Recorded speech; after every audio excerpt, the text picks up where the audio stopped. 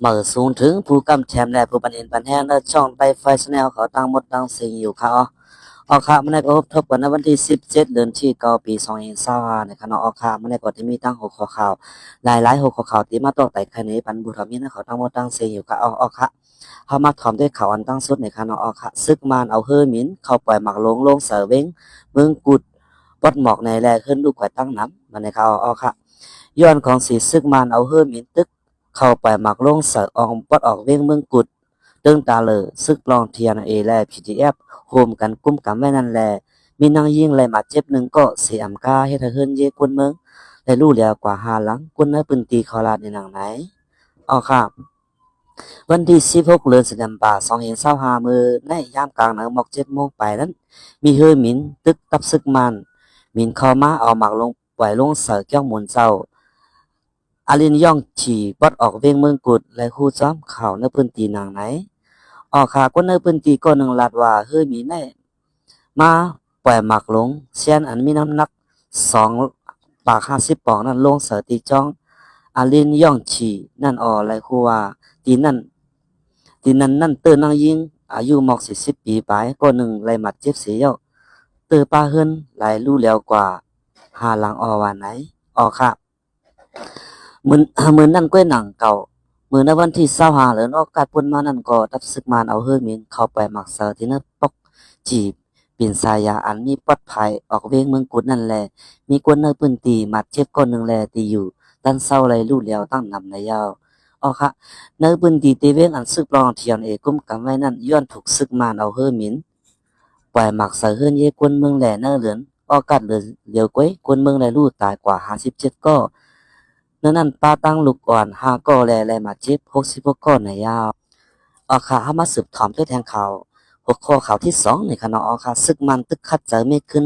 โขรถไฟกุกเทพอันเทียนยากไว้นั่นแหละคัดเจอสูงยังซึกกุมกำไว้เส้นตั้งโขเกิดน้องเป๋งวันในข่าวค่ะเมื่อวันที่16เดือนสิงหาคม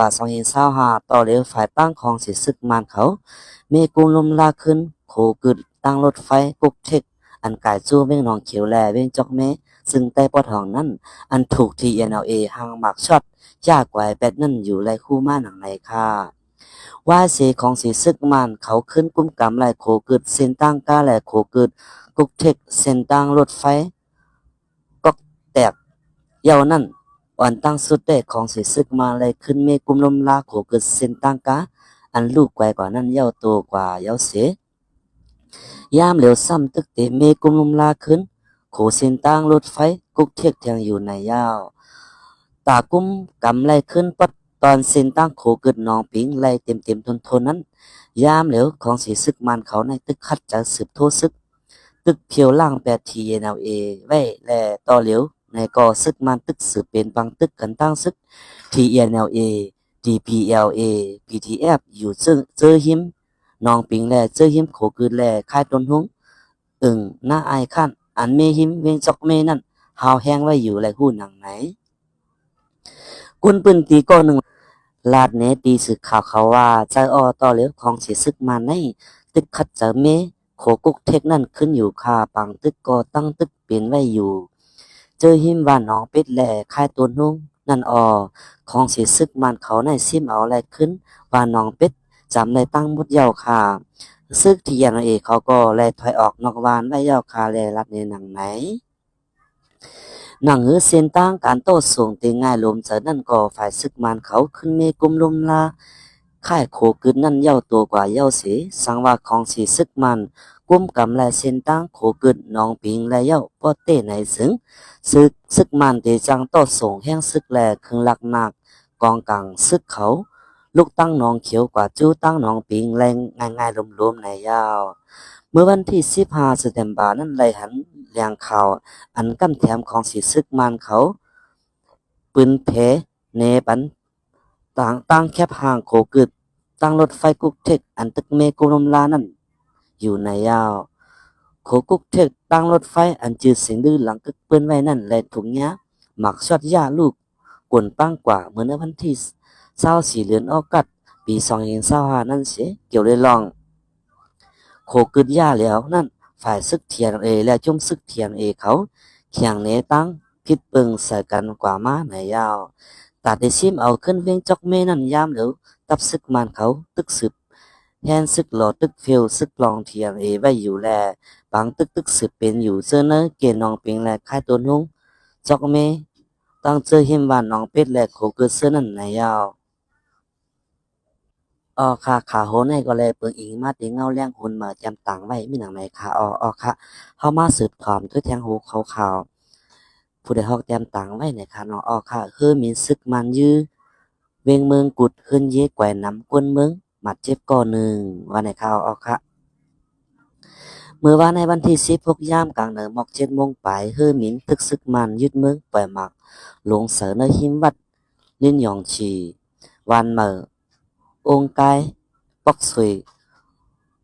กูปอดออกเวียงเมืองกุดย้อนหมากหลวงเฮือหมินซึกมันตกแตกแลเตือนยาเฮือนเยกวนเมืองลูกแกว่กว่าฮาวแฮงหมอกหาหลัง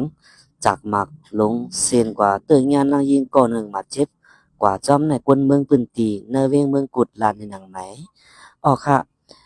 หนังได้หมากหลงมาตกเสือสองลูกมือเลือนปุ่นมานั่นก็เขามาปล่อยหมากเสือเนอปอกนั่นสองกำกวนตายกว่าจอมนำโทนเย้าปอกในเตะมีกวนตายมีกวนหมัดกว่าและก็หนึ่งอยู่ว่าไหนคะค่ะและคู่ว่าอองตีจุ่มซึกมาปล่อยหมากหลงเสือปอกกำใน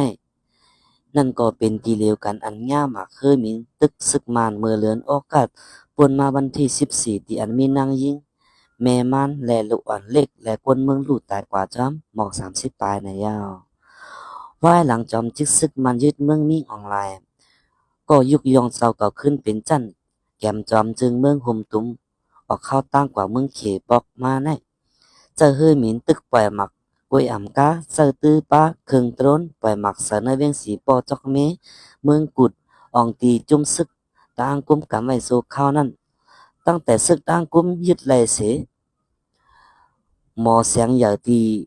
หมอเสียงอย่าลงตีอันซึกมันเก็บขอนไว้เจอนั่นเขาสั่งปิกไว้หมออ่อนเนื้อปืนตีแต่เขาปันเฮอเจ้าเงินซามาคุดตั้งแต่เรือนแสดงปือมือปี2024มาต่อถึงยามเดียวแสงหลีแสงแหลงอันมีกาขันแหล่อารมณ์ฟ้ามักมันทับซื้อได้เป็นเสียงอันออกเนื้อแฝนลินจึงได้เสียงมึงกุดแลเสียงมึงสู่เสียงมึงกุดในซ้ำนอกหรือมีน้ำหนักมีกาขันยาวซ้ำออกน้ำแทงเสียงมึงมานอันทรงขายนอกเมือง90%ได้เป็นเสียงอันออกเมืองกูดค่ะจำหนังฟินให้งานออกไว้ลองเสียงเมืองกุดเลื่อนสุดมือปี2021นั่นว่าปี2024ต่อถึงปี2027ในลองคุดเสียงเมืองกุดออกขายเป็นทางการรายเงิน4ปาก36ล้านดอลลาร์ป้อป้าอันต่างเส้นไหมเป็นตั้งการสีคุดขายอยู่ซึ่งนั้นเตเงินเขาแล้วเตยอม2 ล้านดอลลาร์วันไหนย้อนนั่นแหละอันซึกมันซุมเมืองกุดปันซึกเลือดอ้างในเฮ็ดถ้าซึกมันเจ็บจะลงหลังยอมรับไหลจังว่าอยู่ซึกมันเอาเฮือมินปุดยื้อหมักกองลงเสเวงเมืองกูดภายหนึ่งก็กาจัดปังลึกตังไรนะมึงแต่ปอทองนั่นหนังหือตีกุ้มเอาไรขึ้นเจเวงนองเขียวจอกแม่สีโปเมืองกุดเจเวงเจอจุมซึกต่างกุ้มกำไว้หลังปังตึกแผนการยันซึก1/27นั่นก็ซึกมันจัดปองขึงกูหลายตั้งห้ามต่อถึงย่ามเดี๋ยวจุมซึกมันตั้งจุมซึกตั้งยังตึกสืบเป็นเคเขียงกันซึกเป็นปังตึกกันอยู่อ่ำถาดเนื้อเกกังเว้งนองเขียวเมืองกุดหนองเขียวหนองปิงจอกเมเจียมเจอในวานายาวค่ะเขานี่ก็ผู้ใดฮอกแจ่มต่างไว้มีหนังไหนคะค่ะเฮามาสืบถามด้วยแทงหัวข่าวข้อที่3ในคะกิกหลานที่เรียนเรียนใต้เขอึดแลกวนเมืองหยาบผึดตาโตโคกุ่นว่าไหนคะค่ะแต่ห่างเลินกันมาเจ้าหน้าที่เจอปะกิกหลานหมู่เจและเจเก่าพักตูคามเรียนเรียนเมืองใต้เมืองเขเฮห้ามปันกวนเมืองโตเอาโคกุ่นลัดผ่านเสผู้เยาว์แลเฮ็ดให้กวนปืนตีตั้ง2ฝ่ายหยาบผึดการโตโคกุ่นสังเตลูกตั้งฝั่งเมืองใต้โตเอาโคกุ่นข้ามกว่าตั้งเมืองเขกองญาเจ้าหน้าที่ แต่ซึกมันให้ห้ามลูกเนเมืองเขเสเตโตเอาโคกุนข้ามาตั้งเมืองมานกองญาเจ้านาตีฝ่ายเมืองเขเขาห้ามตื้นอำปันคำยามเหลวฟักดูหอกคำแลพักดูจ้างผึกถูกสั่งอึดไว้ตั้งสองฝ่ายไหนคนเมืองปื้นตีเว้งหมู่เซโกเฮ็ดกันกล้าขายอยู่จอมแดนลิ้นได้เขรัดเนตีบ่ได้ฮอกหนังไหนออคาละยินว่าเขาตีเรียกลายมันในอยู่ก้วยตีเป็นหลายๆเตอำฮู้เมื่อเหลียวในเขายับตั้งสองฝ่ายก้นโตโคก่อตาตีเหตุการณ์กินในมันหยาบเย่าขันกุ่นก็มันคืนมาตาเอาโคกุ่นออกข้ามแดนลิ้นไรนั่นมันมังเจอไรจะเงินนำหนาหนึ่งปอกในซ้ำไรเอาโคเขาออกหนึ่งอิดก้วยย้อนนั้นขันกุ่นในเมืองในมันกึ่งกลางคืนแห้งมากำสือเลยฮู้ว่าก้นในปื้นตีไรเอาโคกุ่นเหมือนหนังเครื่องโคอันโหลดเจอตื้อในการก่อสร้างต่อมาตั้งกิกหลานสามเจียงคำจินชะจ่อเย่าจังโตเอากว่าเนเว้งหมูเจไรในก้นใจก็อยู่ไว้เนเว้งหมูเจเหตุการณ์กล้าขายจอมเรียนลินใต้เขตลาดเนตีบริหอกหนังไหน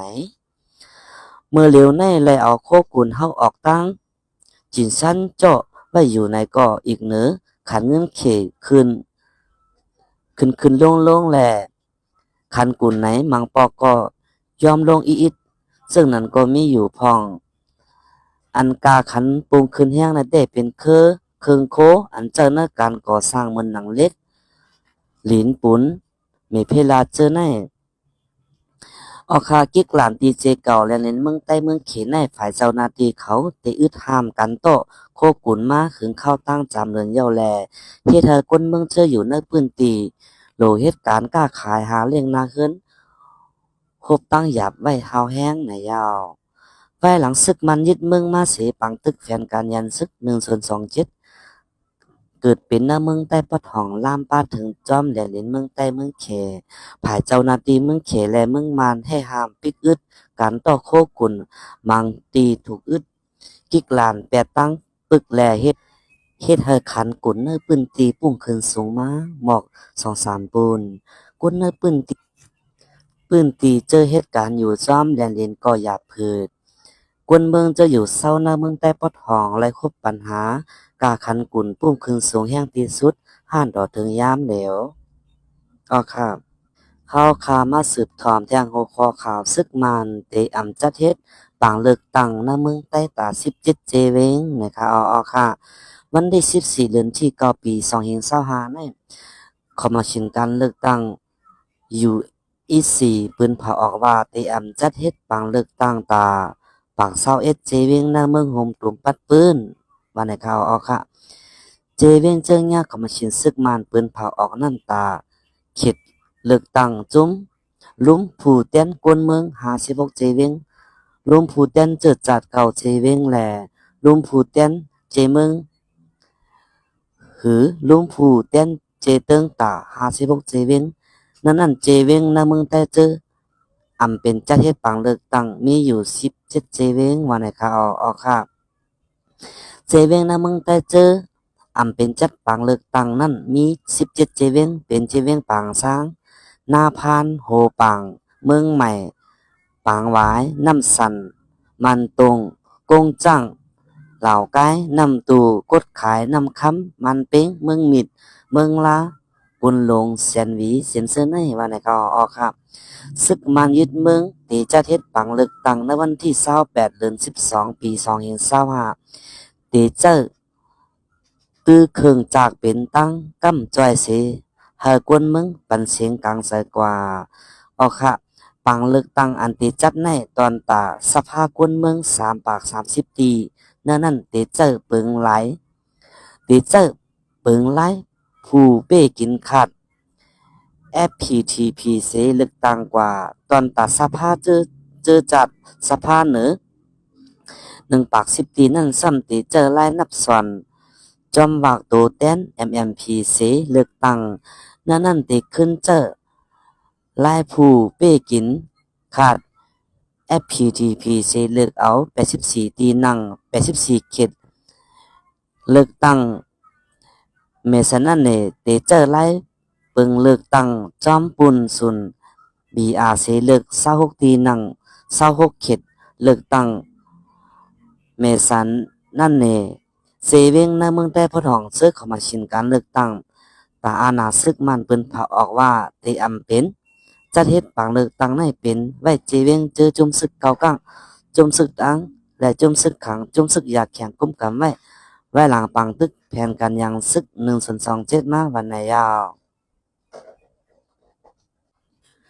หรือนั่นเนิ่นอาติซึกว่า UWSA ตับซึกเมืองลา NDA ESS ก็เตอำมีการจัดปังเลือกตั้งในยาวอ๋อค่ะงินโจมผู้ทำงินแหน่ผู้ปันเห็นปันแห้งหน้าช่องได้ไฟแนลเขาตั้งหมดตั้งเสียงย้อนสู้ให้อยู่ได้กินบ้านกันอย่างแจ่มสากันกุกก็กวนเสกคำค่ะมาสูงค่ะ